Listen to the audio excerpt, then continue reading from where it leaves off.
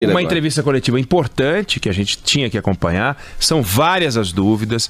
A lista de dúvidas é praticamente interminável. Muita gente não sabe. Qual a diferença entre o coronavírus e uma gripe normal? Vem cá. E doação de sangue? Qual é o efeito sobre doação de sangue? Tem algum antibiótico que você possa tomar? A cada quanto tempo você tem que usar uma máscara? Se você for usar máscara, a efetividade ou não tem efetividade?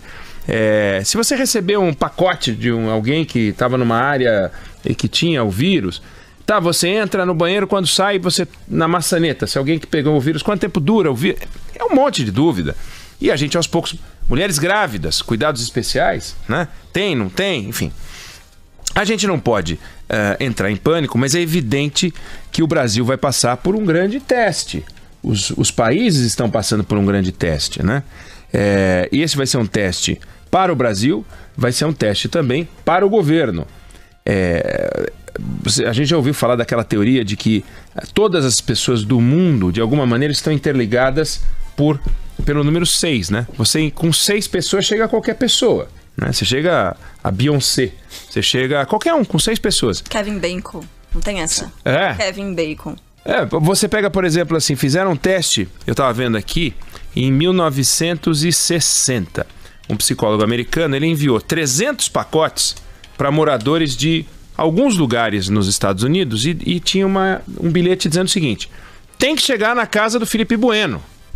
Dos 300 pacotes, 100 chegaram na casa do Felipe Bueno e a instrução é a seguinte: você só pode entregar esse pacote para alguém que você conhece, com a orientação de que deve chegar na casa do Felipe Bueno. E todo mundo entregando só para quem conhece, chegou na casa do Felipe Bueno.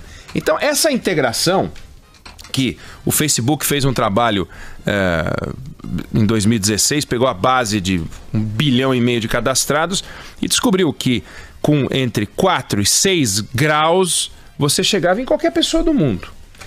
Isso, quando você fala de vírus, é uma coisa preocupante. Porque é aquilo, o secretário de comunicação do governo Bolsonaro testou positivo para o coronavírus. Ele teve com o presidente americano, ele teve com o presidente brasileiro. Tem foto dele entregando boné e tudo mais, né? Pois é. E com quem mais ele esteve e que esteve com alguém e que, por sua vez, esteve com alguém. Então, o poder... Existe no coronavírus os supercontaminadores. São pessoas que não transmitem só para 2 ou 3 pessoas, mas transmitem para várias. Na Coreia do Sul, teve uma pastora que transmitiu para 30, porque ela transmitiu no culto. Né? Então, supercontaminadores. Então, o Brasil vai passar por um teste que é importante e vai ser o primeiro grande teste para o presidente Jair Bolsonaro. Por que o presidente Jair Bolsonaro, eu digo?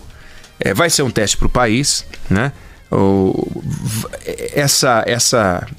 Haverá uma crise de saúde, uma discussão que o tamanho, quem vai decidir é o destino e um pouco da organização, que a gente vai saber se foi boa ou se não foi boa, só olhando para trás, né? A gente ouviu falar em isolamento de pessoas. Quando a gente fala de isolamento no estágio em que a gente está, parece que a gente está exagerando.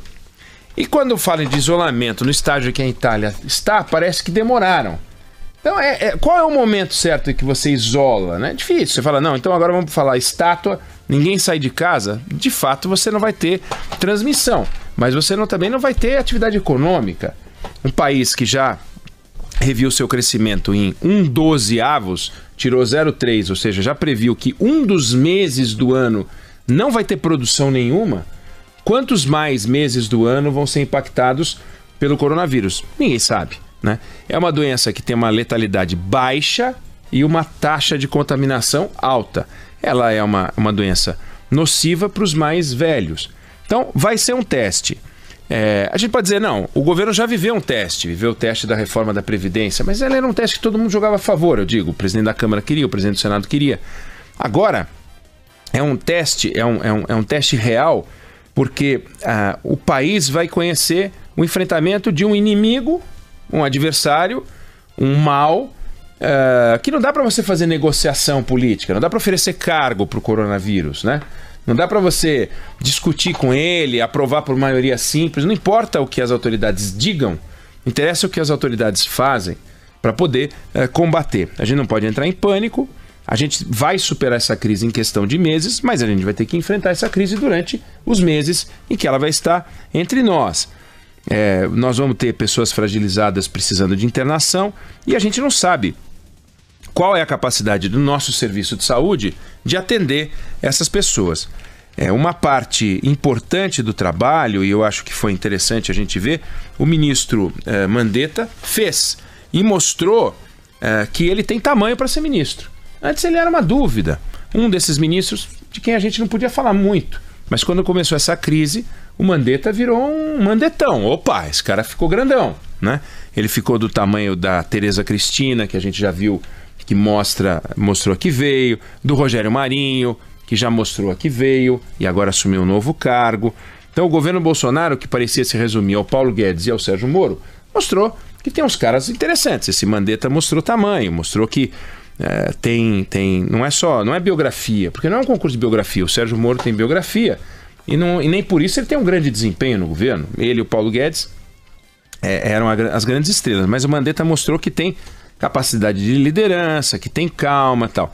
E agora é a hora do capitão, é a hora do timoneiro, é a hora do comandante dar orientações para a sociedade, não orientações técnicas, porque não importa muito o que o presidente vai dizer para o sistema de saúde funcionar melhor ou o sistema de saúde funcionar pior. Ele não tem essa capacidade, né?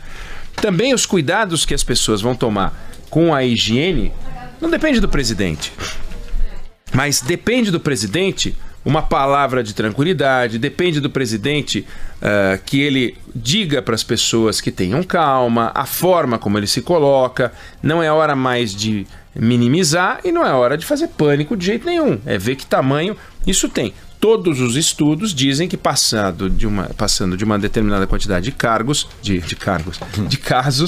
você tem uma taxa de contaminação, quer dizer, o número de contaminados começa a aumentar numa velocidade maior. Daí porque você teve a interrupção de voos entre os Estados Unidos e a Europa, daí porque você teve o cancelamento dos jogos da NBA. E crises, o Brasil conheceu várias, mas foram sempre crises econômicas. A gente teve crise econômica em 1822, com Dom Pedro I, nós já tivemos ali um problema. A gente teve uma crise porque as exportações de açúcar estavam em baixa, isso em 1822, né? Aí a gente teve a crise de 29, que na verdade vai estourar em 30 na mão do Getúlio. Nós tivemos crise econômica em 63, nós tivemos crise econômica nos anos 80. Os presidentes da democratização para cá, todos conheceram uma crise econômica, maior ou menor. Agora, crise de saúde, quem conheceu foi o Rodrigues Alves, lá em 1903, né? Então nós estamos falando que é a primeira crise de saúde.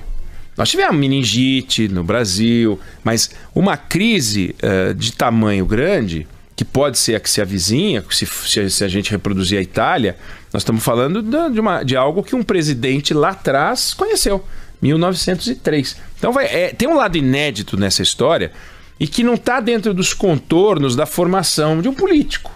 Político enfrentando uma crise de saúde, o inimigo é outro, né? Que tem aquele filme que fala o inimigo agora é outro. Como é que chama o Tropa de Elite? O inimigo, né? O inimigo agora é outro. O inimigo agora é outro. Não é o Rodrigo Maia, não é os inimigos dele, os PSOL da vida, com quem ele sempre reclama. Agora não tem PSOL. Agora é o ATIM. Agora é o espirro. Agora é o álcool gel. Agora é a máscara. Agora são as notícias positivas e negativas que vão sendo administradas, e o presidente da República vai ter que ter pulso firme nessa hora, e é isso que a gente vai acompanhar. Como será que o presidente vai desempenhar esse papel, que é um papel importante, porque ele vai ter que administrar informações econômicas negativas para poder ofertar informações sociais positivas, de estamos vencendo e tal. Não dá para enganar, não há espaço para empulhação, todos os números são transparentes, não passam pelo Palácio do Planalto, não vai ter a filtragem, então ele não vai ter o poder de comandar números nenhum. Ele reclamou que quando saíram os dados da queimada da Amazônia, ele queria ver antes, lembra? Eu quero ver antes. Não vai dar para ver antes, não vai dar para pegar, tem 900 casos de coronavírus, bota 90, isso não existe. Os números são todos transparentes. Então, o papel do presidente vai aparecer agora. O Ministério da Saúde está fazendo um trabalho muito bom por enquanto, tem mostrado liderança. Vamos ver o que vai acontecer. Nós precisamos ter calma e abrir os olhos.